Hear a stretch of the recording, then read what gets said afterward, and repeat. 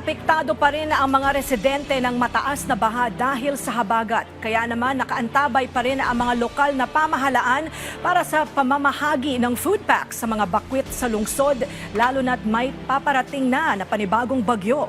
Yan ang ulat ni Luisa Erispe. Lubog pa rin sa baha ang ilang lugar sa Laguna ngayong araw.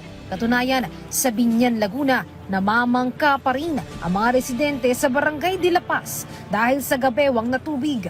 Malapit kasi sila sa Laguna Lake, kaya kapag mataas ang tubig sa lawa, rektang baha sa lugar.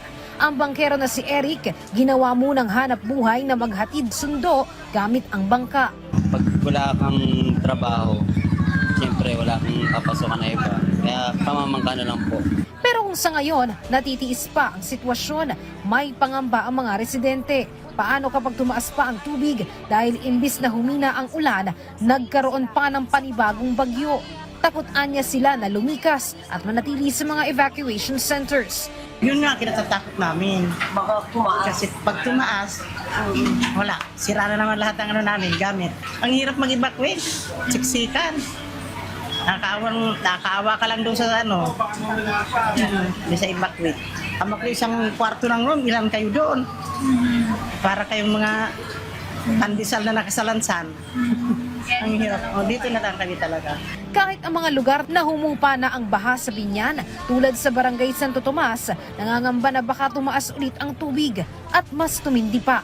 Tinasa po namin kasi mahirap po yung pagtatasuli eh. Kaya ang ginawa namin, sinipin lang po namin na konti. Andun na po sa taas. Pagka yung nalaki po tubig dito, ang tagal po bumaba. Pag kumala po sa Laguna Lake, nagdoong umapaw na. Pero sabi naman ng LGU, ang nakikita nilang dahilan bakit talaga hindi humupa ang tubig ngayong araw ay dahil sa mga nakabara na water lily na nagpipigil ng daloy sa lawa. Isa-isa na nila itong pinatatanggal. Na block ng mga water lily yung ating Ilog Mariano going to the Laguna Lake.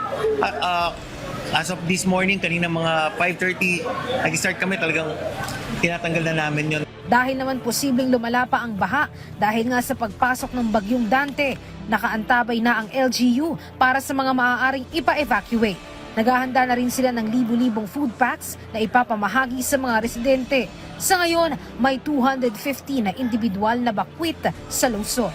Tayo yung catch basin talaga.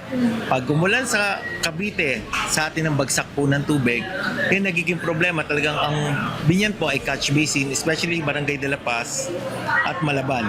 Pero hopefully ngayon po, nagulat lang kami yung de la Paz talaga medyo tinamaan.